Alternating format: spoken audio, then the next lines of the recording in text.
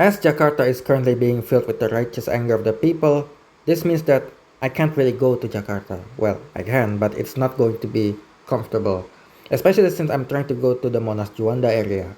So in the meantime, while the electric bus video review gets delayed to some unknown date in the future, let's rank all the modes of transport that I have tried. Now, here's the tier list that I have made, and as you can see here with the amount of pictures we have a lot of interesting vehicles to go through. Starting with the airplane. Now, the airplane is known for two things. It's fast, and it's very safe.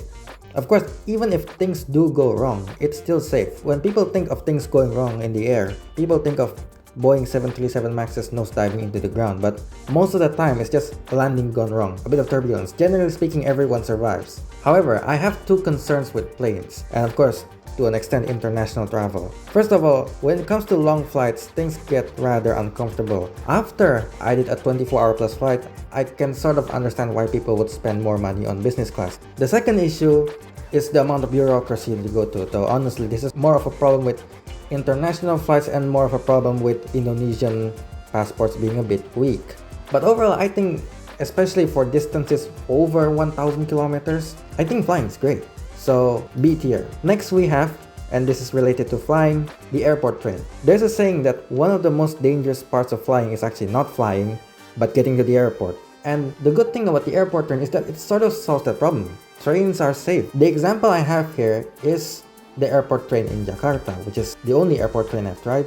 And I'd say it's decent. The frequency is alright, every 30 to 60 minutes. It's comfortable. My criticism is that it is a bit expensive. Let's just say you're bringing your entire family with you. It's not really worth it anymore. You might as well just take a taxi. You know what? I'll go for B tier. It's alright, but it's not amazing. Next, we have this thing here. This is a Mikrotrans Angkot. It's a small minibus. You'll find them only in Jakarta and I guess small parts of Tangerang. And it's free, like completely free. You need to tap in and you gotta tap out, but it doesn't cut any money from your prepaid card, so it's free. Besides being free, it's also frequent. On most times, expect something to arrive every 5 to 10 minutes. Unfortunately, it does have some issues, mainly that the drivers have a reputation. At least that's what I heard on Twitter.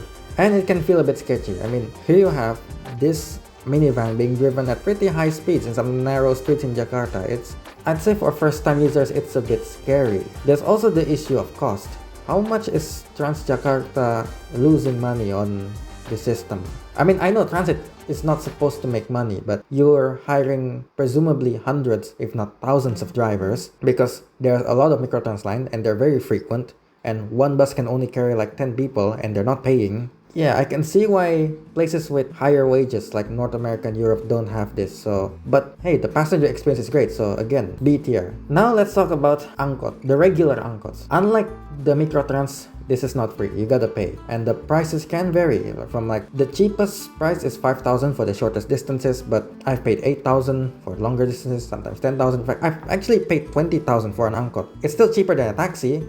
Now, both regular Angkots and Mikrotrans Angkots do have some issues with comfort. They're not very comfortable vehicles. They're small vehicles. Most Mikrotrans Angkots, in fact, and all regular Angkots don't have AC, so you're gonna be sweating buckets there. The Angkots, however, they have some issue with wait times. I mean, yes, they're frequent most of the time. Unfortunately, they do something called, the Indonesians call it ngetem. And that basically means just waiting for passengers. I mean, that's generally how private sector transit works. You wait for passengers until the vehicle is full and then you go. So overall, this creates pretty low average speeds, D tier. I mean, it's still useful, but it has some serious issues. Next, we have cycling, and cycling in Jakarta is dreadful. We have bicycle lanes, but they're useless most of the time. The weather is also not very good for cycling because it's either hot or raining. And Jakarta itself is a pretty hilly city. C tier. I'm just gonna give this example here. I live very close to my university. Before I learned how to drive, I cycled. And yes, I did the maths. It's actually faster to cycle by a small margin. But once I learned how to drive, I just ended up driving because I'm not really in the mood to sweat myself every morning. Also, cycling in Galling Serpong, there's always that feeling that I might get rear-ended by someone. Next, we have a bus. Not just any bus, but a BRT bus. I think BRT buses are pretty good because you provide relatively fast, at least compared to traffic that's not moving, fast transit, If it's done properly, it could be amazing. And for cities, I'd say under a million, I'd say they're a great option. Unfortunately, Jakarta does sometimes not do them properly. There are lines like the notorious Corridor 7 that basically have no bus lanes, so you just end up with a high floor non-BRT line. The worst part is that the road that Corridor 7 goes through is also full of traffic, so it's not very good in that respect. I would say that considering that in Jakarta, you have amazing examples of BRTs done right, like Corridor 1 and Corridor 13, but you also have horrible examples like Corridor 7. It sort of balances out. And I personally think that the mode itself is good for cities that can't afford a metro but still need rapid transit. Like, hey, Bandung, Surabaya. If you really can't afford a metro, just build a Transjakarta style BRT and that will be great. So, B tier. Next, we have another bus. Why so many buses? Well, because this is a transit channel. Buses are extremely flexible, as proven by the fact that in the bottom here, you see so many different kinds of buses. What I'm holding right now is a regular city bus, just a non-BRT line, any like normal city bus with that's relatively frequent but doesn't have dedicated lanes and is generally funded by the government. These are great options for a city under a million. Get yourself like 15 lines of just regular city buses going every 10 minutes. I'd say that's sufficient. I'm also going to put it in B tier. Why do I put the non-BRT line and BRT line right next to each other? Well, because they have different roles.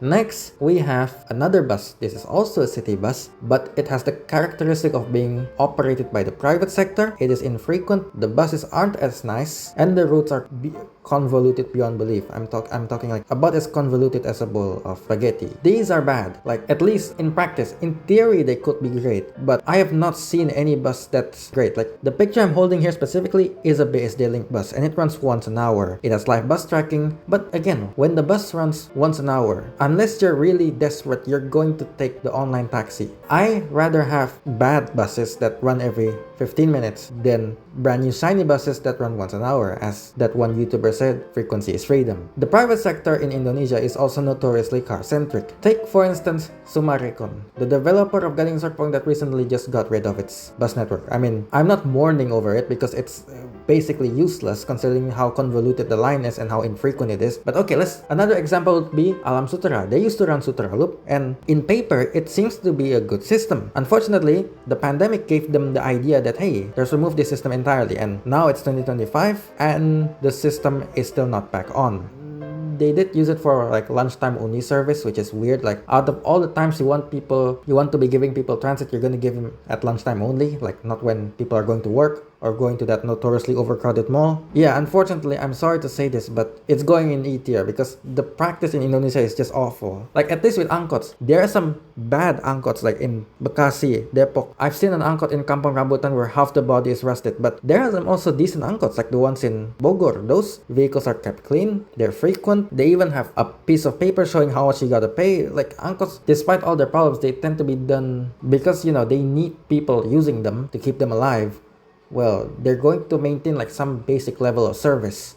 Next, we have Royaltrans buses. Now, this not only represents all Royaltrans services operated by Transjakarta, but also all those JR Connexion services that only run on weekdays. I think these services are great if you're working 9 to 5 in an office in Jakarta and you live in the suburbs.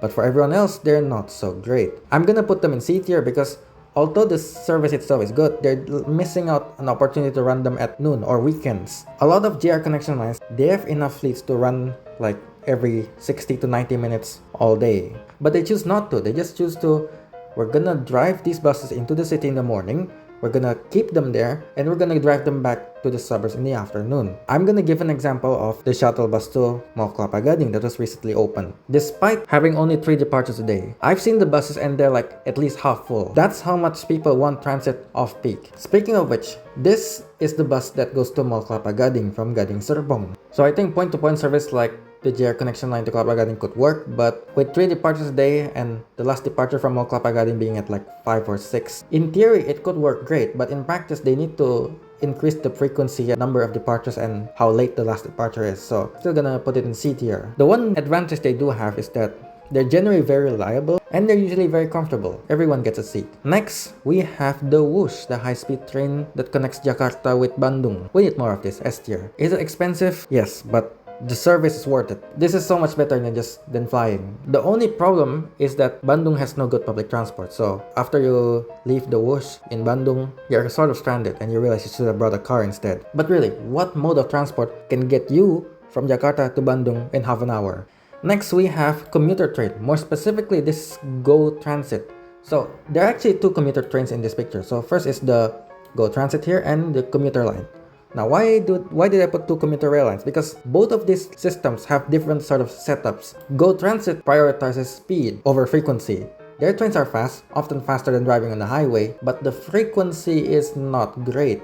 It's usually once an hour. And some lines don't even run all day. Some run like GR Connexion buses on rails. So like the trains enter the city in the morning and they leave in the afternoon. Not very efficient and not very convenient. But when you're flying at 120 kilometers per hour into the heart of the city, this is great. The other setup you can do when building commuter rail is to maximize frequency and capacity. Now, the commuter line usually runs every 10, 20, 30 minutes. There are some lines like the Bogor line, they run every 5 minutes, sometimes less. The only infrequent section of the commuter line is the Nambo branch line. However, the commuter line does suffer from relatively low top speeds. Of course, this is Jakarta we're talking about. Even though the commuter line only goes 70, 80, and I'll say in the Tikarang line 95 kilometers per hour, the people who are driving at rush hour especially, they're usually not moving. If you're a smaller city or a city suffering with severe urban sprawl, I'm talking urban sprawl worse than Jakarta because Jakartan suburbs are surprisingly dense, go for the speed setup. But if you're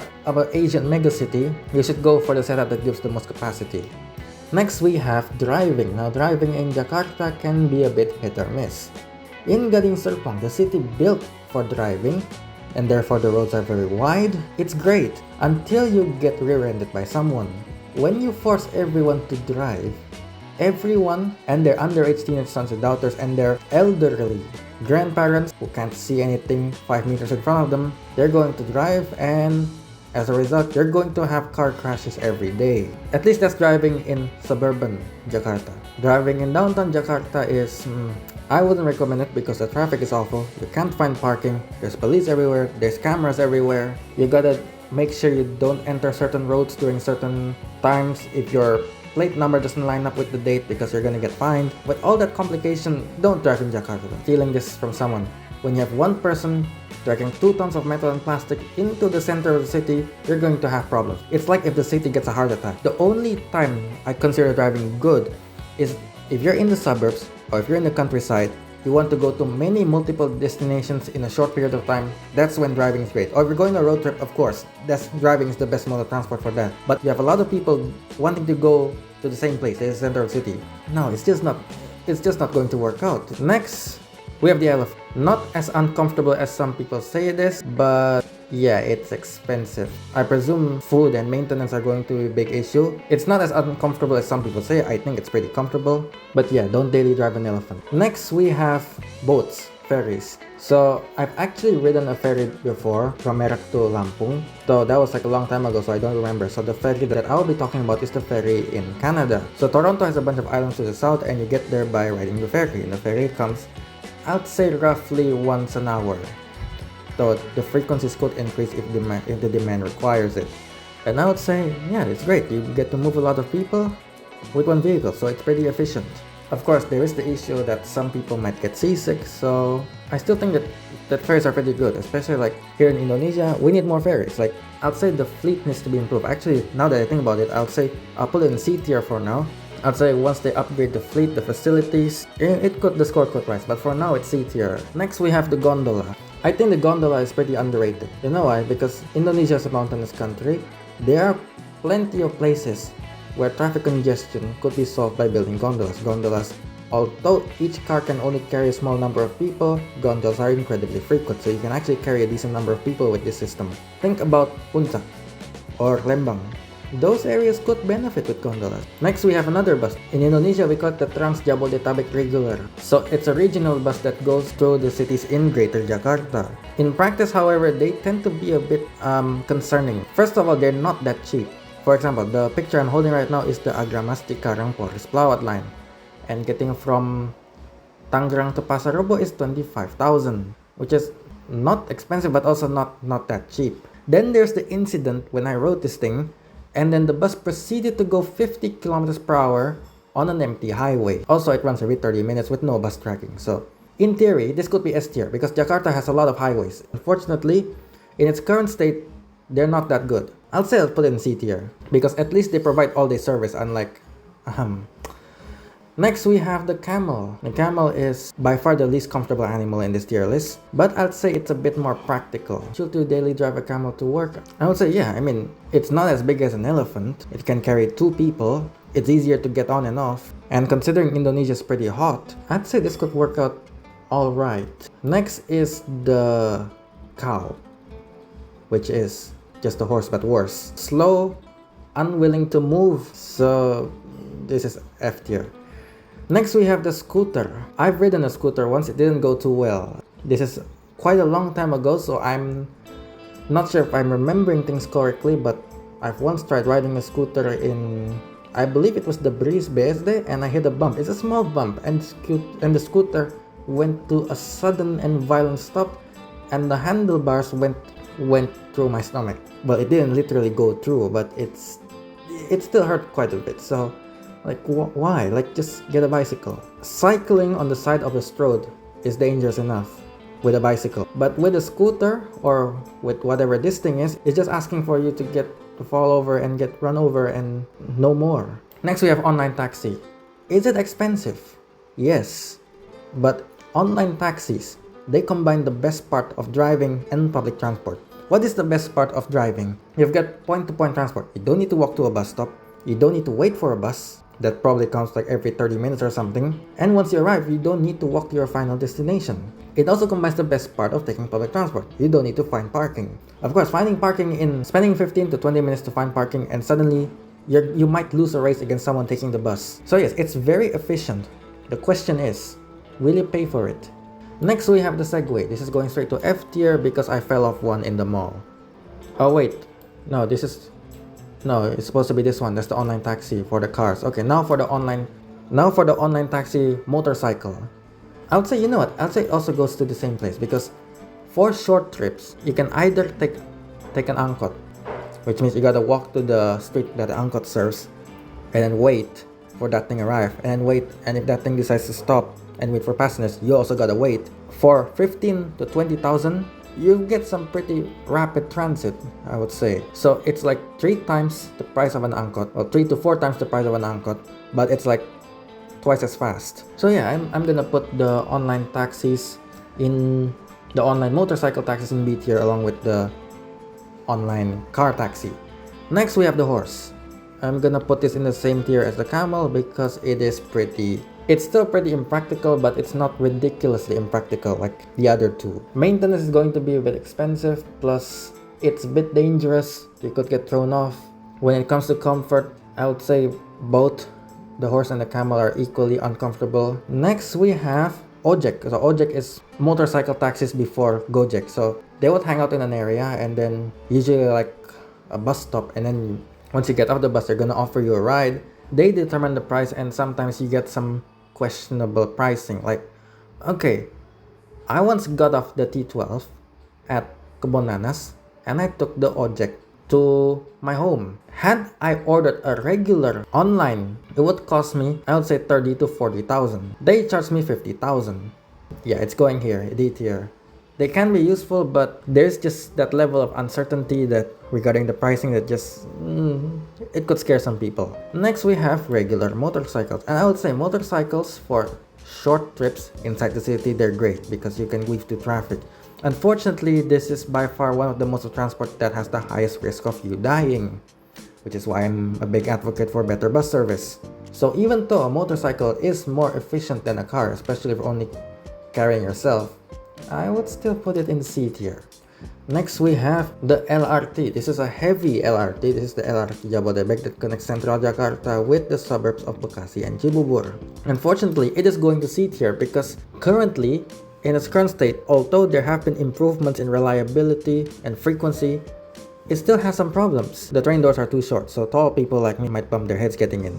It's also unnecessarily slow. Like, why do you have to crawl in and out of the stations? Just go like the MRT. So I've done an experiment where I rode the LRT from Cibubur all the way to Duku Atas and turned on the GPS speedometer, and the results were appalling. The average speed of this LRT, which has stop spacing sometimes as wide as 5 kilometers, is 30 kilometers per hour. That's the same as the MRT that has stop spacing every 1 kilometer and sometimes every 600 meters. Also, it's kinda expensive. Like, if you go at rush hour, which most people do, you gotta pay 20,000. Next, we have another LRT. This is a lighter LRT with only 2 cars. This is LRT Jakarta. Currently, it only serves Kelapa Gading, but it's being extended until Manggarai Station. A or B? It's comfortable, it's frequent, it's reliable, decently cheap. It's only 5,000 rupiah. I mean, it's rapid transit. I'm gonna put it in A tier. Next, we have the MRT. This is going straight to S tier because it is quick, it is reliable, it is comfortable. While it's not the cheapest, it's also not as expensive as a taxi, so overall it's pretty good. My only criticism, as I've said in the MRT Jakarta explain video, is that it's too short. Now we have walking. Unfortunately, Indonesia is actually terrible for walking. The climate is bad. I mean, it's either 35 degrees out with 100% humidity or it's raining. So, and of course in Jakarta there's the additional problem of pollution. Indonesian pedestrian infrastructure is also apocalyptically bad. People have compared it to being in a game show or playing a video game. So, unfortunately, this is going down in D tier. Regular taxis, the fact that you're not exactly sure how much you're gonna pay, I'm gonna put it in C tier. Also, it's just less interesting. If you're taking Go-Car or Grab, you get to try different kinds of vehicles. Next, we have the tram. Now, Indonesia, in its current state, does not have a tram because we thought it was a great idea to demolish them in the 1960s. But I have tried the Canadian trams, the ones in Toronto, and they were not that good. They're incredibly slow. In fact, I think cycling is faster. Yes, the train loses to a bicycle in this case. And in typical TTC fashion, the vehicles are disgusting. I once went to the back of a TTC tram, saw a mysterious foamy liquid in the floor in the back, and proceeded to went to the front of the tram instead. I'm gonna skip the train looking thing for a while. I'm gonna go for the pickup truck. Because yes, I have addressed driving and taxis, but there is that one time where someone picked me up from school in a pickup truck and it was glorious. The seatbelts don't work and it's very loud, but it's pretty exciting. You know, I'm gonna put it in C tier. At least it's not those giant US pickup trucks where you can run over your kids without realizing. And finally, the train ride in the mall. The true meaning of car brain is bringing your kids to ride the train in the mall while the mall is located quite close, or in fact right next to a train station. This thing costs, I believe, well over 20,000. I've seen like 50,000 rupiah to ride for like what, 3 minutes, 5 minutes just to go around the mall. You can walk in that distance. Why not just take your kids to ride a real train for 3,000 rupiah? So this is going straight to F tier. Actually, now that I think about it, I think this is so severe. I think this ride is so useless. I'm actually gonna bump all the other modes of transport. Yes, the elephant, the cow, the deadly scooter, and the deadly Segway. And there you go, that's my tier list. Let's hope the government gets their act together so people stop protesting and I can go back to Jakarta and film some electric buses.